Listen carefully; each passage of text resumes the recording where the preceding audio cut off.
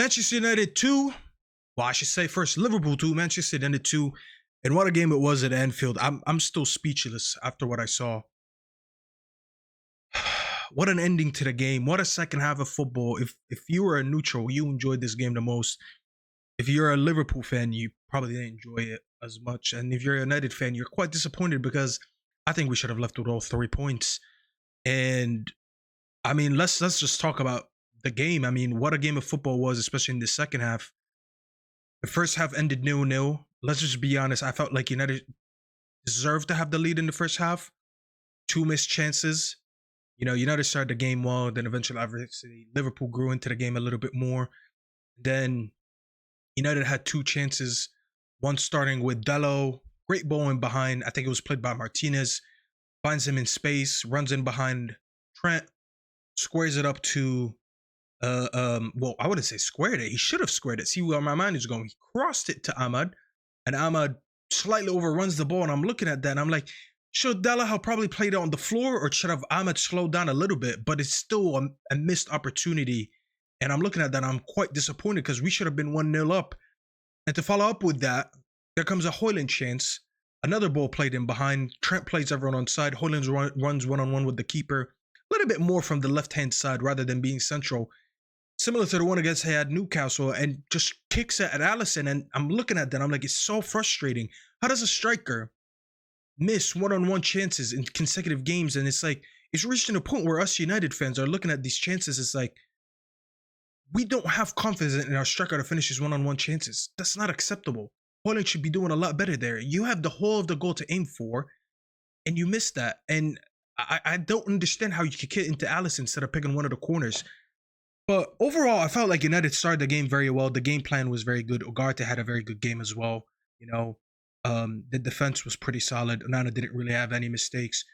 There's a few times where I felt like they were troubling us. We couldn't keep track of our runners. I felt like Meno struggled to keep up with Gravenberch a few times. There's that one chance where Højlund was the closest to Gakpo, and he allowed him to pick up the ball and run and made it a little bit dangerous there for Onana. The ball eventually went wide, and it's just like, I'm looking at it, I'm like, the first half was just very disappointing because I think United played the better game. United ended the first half with more touches in the opposition's box than Liverpool. Mind you, we're playing in Anfield, a ground that we haven't won in since 2016, let alone score a goal in since like 2018, I believe. So I thought we played a very good game plan, and I felt like some of the players, especially the strikers and the attackers, they kind of let down their teammates and the manager because I think he played a very good half. Then comes second half. Let's talk about Trent. Trent was absolutely getting bullied on that left-hand side of ours. I felt like he was being targeted all game, and he only got subbed off in like the 86th minute. And I'm looking at that, I'm like, what is Arne Slot doing? Clearly, MRM had a game plan to target him, and Arne Slot just didn't react until the 86th minute. And I'm looking at it, I'm like, what is Klopp doing? Like, Klopp's in-game manager has been very, very good this season. This is probably one of his poorest games. But United continued to target Trent in the second half, and we take the lead. What a ball by Bruno, by the way, and I'll speak about Bruno in a second in isolation. Cuts stays right, slips Martinez in, who, to be fair, Martinez won the ball and carried it all the way to the final third anyway, so he kind of deserved that goal. And what a finish it was from Martinez. Puts in the roof of the net, scrapes the post on the way in. And honestly, how my striker, also left-footed, can't finish his chances, but Martinez finishes that. I don't know. I don't have words to that. Højlund should be taking lessons of Martinez how to finish, because that was a striker's finish for Martinez. And for someone who's been struggling recently and been called out, I called him out a lot, so I won't even hide behind that. But he had a good game, and that was a good moment for him. A little bit of boost of confidence. Very well taken goal, and we take the lead. And then I just felt like we lost the game after this because an absolute capitulation from De Ligt. In about 10 minutes, De Ligt makes I wouldn't even say he made a mistake. He just was so poor the way he defended Gakpo, gets played in behind on the left side, chops onto his right, absolutely skins De Ligt, who just slides by him, and then he just absolute rocket into the corner, top corner of the goal. And I'm looking at De Ligt, and I'm like, there was probably no need to be that rash and to make that tackle, trying to block the ball. Gakpo, listen, Gakpo is his national team teammate. Like, he's your teammate from the national team. How do you not know that He's better off cutting onto his right, and he's probably going to shoot rather than cross it. And he does very well. Gakpo, I think Gakpo was probably their best attacker today. Does very well on that goal. And just minutes after, again, De Ligt called out of position, has to take a tactical foul, picks up a yellow. And then in another 2 minutes, I don't know what was going through De Ligt's head. I know, the one thing I know, that his head was not in that game. At that moment, his head was not in that game. Cross played in, Maguire tries to hit it, completely misses it, bounces off his chest, and touches his hand. Now, his arm position was like right here. I don't know if he was doing like the BLM stand, or I don't know what he was doing. His hand shouldn't be there. Now, I understand what some people are saying. It's a little bit harsh because the ball bounced off his chest first into his arm. Accidental, probably shouldn't have been given it as a penalty. I don't think it was a penalty. I think it was harsh. It doesn't take away the fact that De Ligt absolutely lost his head. Obviously, VAR checked it and gave away a penalty, and Mo Salah scored it. But De Ligt, how you make 3 mistakes in about 5 to 10 minutes is beyond me. This is a guy that a lot of people wanted to be the captain after they wanted Bruno to be stripped of the captaincy after that red card. That's the performance you give me. It's like, I feel like these players, most of these players, when adversity hits, they just lose all composure. And I'm looking at De Ligt. You're supposed to be one of the seniors of this team. You played at the highest level in Europe, playing for Ajax, playing for Bayern, playing for Juventus, winning multiple leagues, captaining. You were the youngest captain, I believe, in Ajax history. And you lose all composure like that. And at this point, I thought he sold the game. Onana, I mean, he had a decent game, but that penalty should have been saved. I'm not going to lie. That was a poor penalty from Salah. He puts a bottom right corner, and then Onana gets a hand on it, and it still goes between his hands. He should be saving that. Like, he saved a few penalties for us. I won't be too harsh on that. I think that would have been his 4th penalty saved in 2 years for United. But you have to save that, brother. It's in your hands. You need to save that. But it goes 2-1 from there, and I'm not gonna lie, I was sick to my stomach at that point because I felt like we were the better team along the game, and we probably didn't deserve to be losing at that point. Amorim makes a brave decision by taking off Mainu, and at that point the game was too stretched, and I felt like he didn't think Mainu is not the best player for a game like this. It was more of a basketball game at this point. It was just attacking back and forth between two teams, and he brings on Garnacho, and fair enough, it works off for him because Garnacho gets the assist on the goal. Ball gets played in behind. I forgot who played him the ball. It might have been Bruno. Great ball played in behind. He takes it on with his left, crosses a great decoy run from Højlund to drag away the defender. And then Ahmed is there to tap it in on the far post, makes it 2-2. And while we're at it, like Bruno, listen, I gotta be honest with him. This is Bruno's best game, arguably his best game in a United shirt, especially in a top 6 game. Like, if we're talking about high stake game and high pressure atmosphere, that second half from Bruno was absolutely amazing. He had a lot of mistakes, don't get me wrong, and he reverted the type a lot of time with his decision making. But some of his ball carrying today, I always criticize them for being a poor ball carrier. Today, it was that one time where he dribbled about 4 players at the halfway line.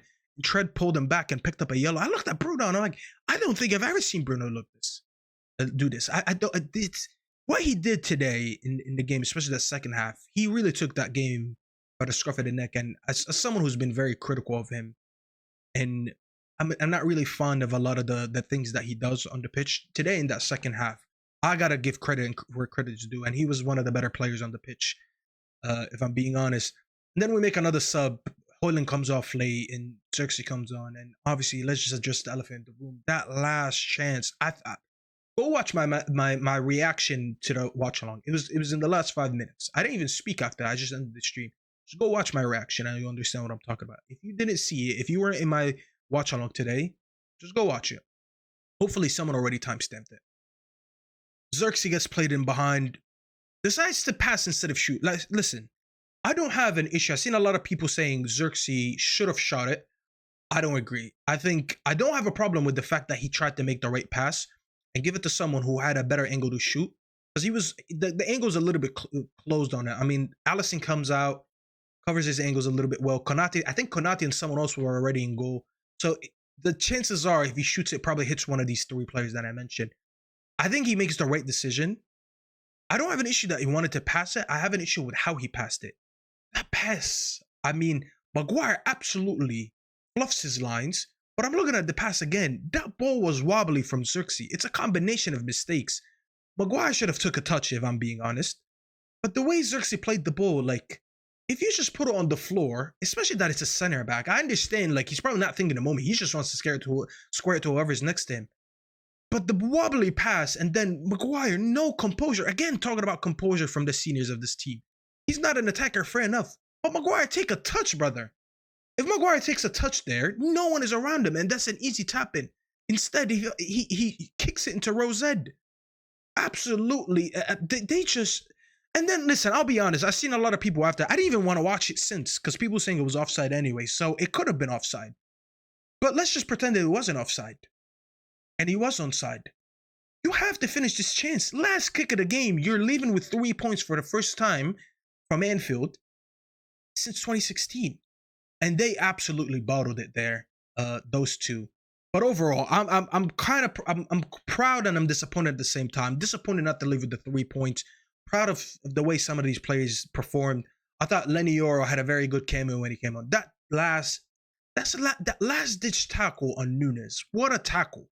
Even Lil tweeted him. Lil, his former club, had to tweet him because of how good he was in that little cameo he did towards the end when he came on for Delict. Garta had a great game. Listen, we all know his deficiencies when it comes to passing the ball.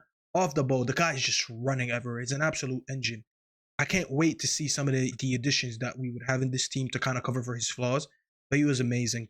And I thought Dallo, listen, we all know Dallo's deficiencies in the final third. Dallo, with a little bit of a better end product in the final third than United today, probably win by more. Because the way he had Trent on ropes today was insane. And the fact, listen, if you're a Liverpool fan and you're listening to this, you have every right to be pissed at Slot and Trent. The fact that Trent, by the way, played 86 minutes today is absolutely shameful. He should have been hooked at halftime. And I don't understand what the persistence from Slot was to keep him for as long as he did. He played 86 minutes today, and he was by far the worst player on the pitch on either team. This guy's head is in Madrid, but his body was in Liverpool. And it's time, I'll be honest with you guys, if this is how he performs game in, game out, it's time to get rid. As a Liverpool fan, it's time to get rid. If he wants to move to Real Madrid, today he probably showed it. I would not be stopping him. If you can cash on him in January, trust me, if you can cash on him in January, if I'm a Liverpool fan, I'd probably do it. But yeah, man, listen, I felt as if I'm speaking more outside of my, if I take off my United hat for a second and I speak more as just a football fan, some of the Liverpool players today should feel a little bit let down. I feel like Van Dijk was let down by Trent. Gakpo was kind of let down. You know, Gravenberch was kind of let down. You know, Konate came back from injury, gave it all. You could say he got leggy towards the end of the game, lacking maybe a little bit of match fitness. You know, not a lot of good performers today for Liverpool. For a United team that's arguably the worst, I think it's statistically the worst United team in Premier League history. Come to Anfield, and instead of increasing the lead that you have already to win the league, and what I think they would have been 11 points clear now of Arsenal, to drop 2 points at home to this United side that has no confidence, has been shaky. Everything that's wrong with this United team is happening now, and to not pick up all 3 points is a major disappointment. You know, but yeah, listen, let me know what you thought about the game, whether you're a United fan, a Liverpool fan, or a neutral. Let me know your thoughts about the game in the comments. Let me know if you think United deserve to win the game or not. Let me know your thoughts about Trent, your thoughts about the events. Like the video, subscribe, and I'll see you guys on the next video.